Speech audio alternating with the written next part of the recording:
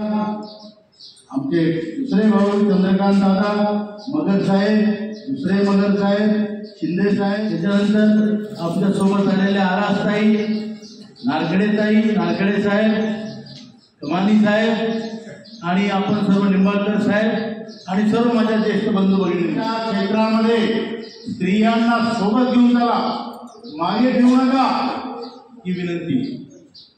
कारण ऊर्जा म्हणजे भवानी. तर सिंग साहेबांनी सविस्तर सांगितलं. मी इतकंच सांगतो की आपण हे युद्ध जिंकण्याच्या शेवटच्या टप्प्यात आहोत. त्याला 1 रुपया पेन्शन मिळत असेल त्याला सुद्धा 7,500 आणि महागाई भत्ता मिळणार. मेडिकल फॅसिलिटीचा प्रश्न सुटेल. त्यासाठी आपण काय केलंय साहेबांनी म्हटलं, सिंग साहेबांनी की आता तो गडू असा होता तो उलटा केला. गडू कलश तांब्या नाही म्हणा, तो असा होता तो आता उलटा केला. पण गणपती पाण्यात बुडवणे, देवाला संकट घातलं आणि आपण दिल्लीत ठासून सांगितलं आपल्या CWC नंतर दोघं दादा होते तिथे, हे सांगितलं सरकारला की महाराष्ट्राच्या इलेक्शनच्या अगोदर जर आमचं काम केलं तर तुम्हाला निवडून आणायची जबाबदारी आम्ही घेतो. जर आमचं काम केलं नाही तर तुमचा एक MLA पाडायची जबाबदारी आम्ही घेतो. हे सांगण्याच्या मागे नुसतं तोंड वाजवणं नाही, आपली ताकद महाराष्ट्रात एवढी आहे. 1 कोटी मताची फिरवण्याची ताकद नॅशनल एज्युकेशन कमिटी, राष्ट्रीय संघर्ष समितीची आहे. हे मीच नाही, कुठलाही पॉलिटिकल अनालिस्ट तुम्हाला सांगेल. त्यावेळेस फडणवीस साहेबांचं सरकार आलं होतं, त्यावेळेस BJPला 1,10,00,000 मतं होते. तुमची किती ताकद आहे? 1 कोटी मतं फिरवण्याची, कोटीच्या वर मतं फिरवण्याची ताकद आहे. आणि आता ही ताकद दाखवण्याची वेळ होती. आतापर्यंत ही वेळ नव्हती, म्हणून आपण या गोष्टी करू शकलो नाही. आज आपण स्पष्ट सांगितलं, तुम्ही आमचं काम करा, आम्ही तुमचं काम करतो. आणि आमचं काम करू नका, तुमचं काम तमाम करण्याची जबाबदारी आम्ही. आता उधार चालणार नाही, की साथ देऊ, बरोबर आहे की नाही? हे आपण सांगितलेलं आहे. तुमची तयारी आहे? तयारी आहे. आणि याचा परिणाम असा झाला की मंत्री महोदयांनी बोलवलं. साहेब होते आपले, नरगुण साहेब होते आपले मुख्य समन्वयक, वीरेंद्र सिंह होते. ते म्हणाले आप गुस्सा फूक दो. मतलब आप फूकते नहीं, हम सब जो करना है करके दिखाएंगे. बरोबर आहे की नाही? म्हटलं मंत्री महोदय तुमच्याजवळ आता तुमच्या काय म्हणतो आपण, आता जबाबदारी तुमची आहे. तिथे विरोधकाचे खासदार उभे, ते आमची वाट पाहतील. आम्हाला काही फरक पडत नाही.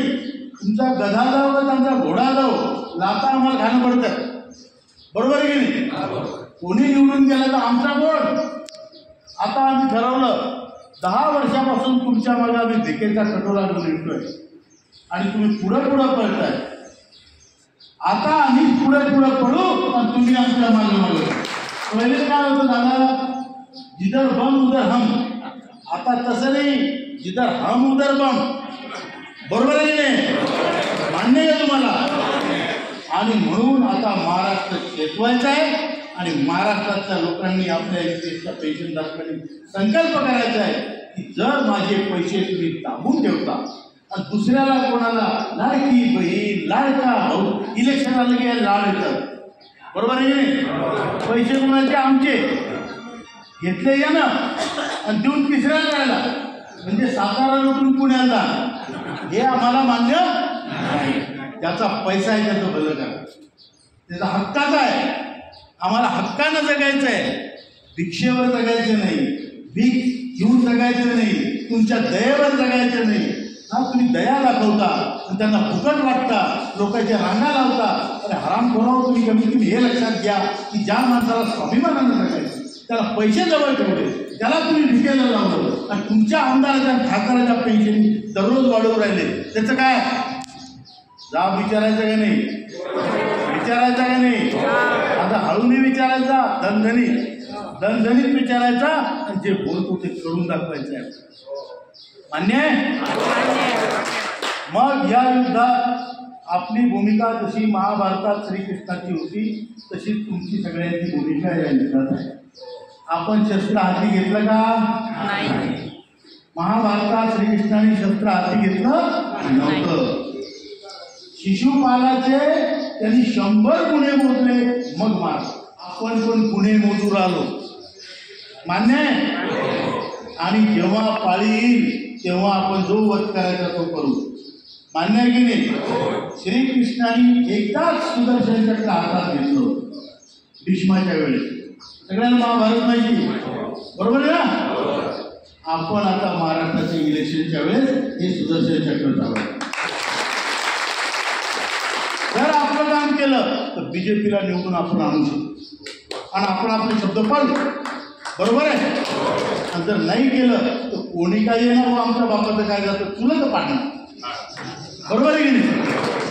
म्हणजे आपण कोणाची बाजू घेऊन राहिलो का इथं? आमचं काम कर, तो काम कर.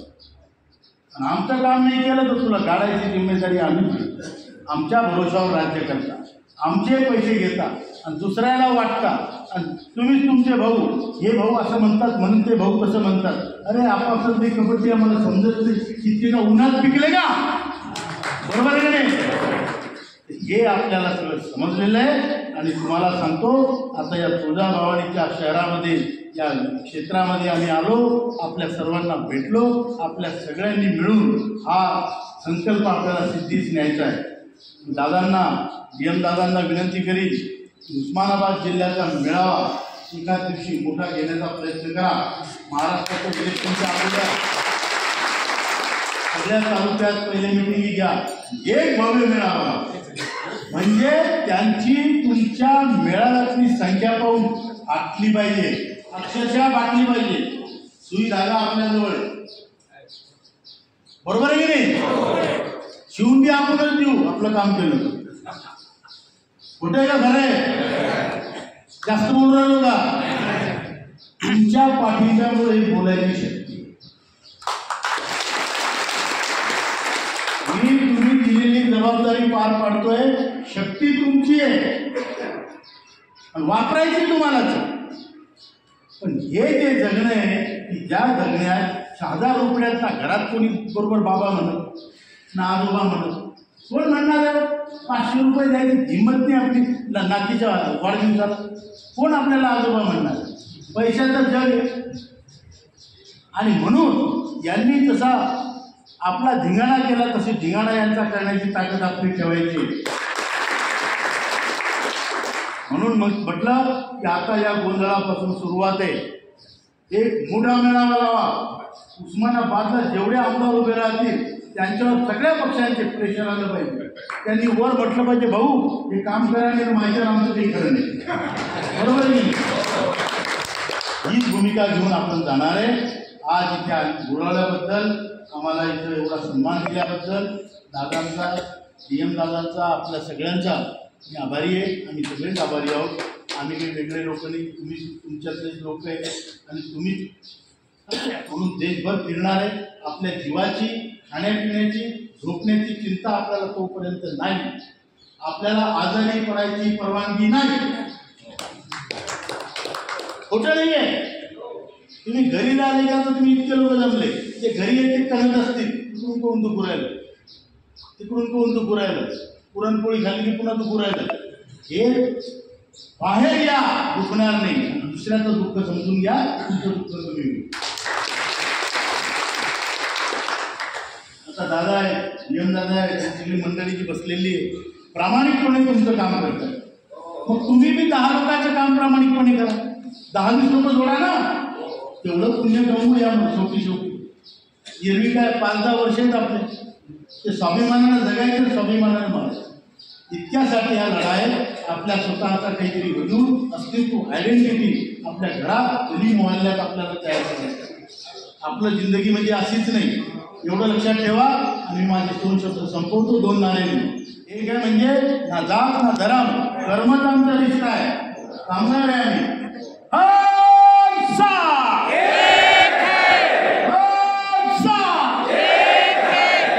हे म्हातारे असतील बिलकुल हात उचलू नका. म्हाताऱ्यांची गरजच नाही. बरोबर आहे.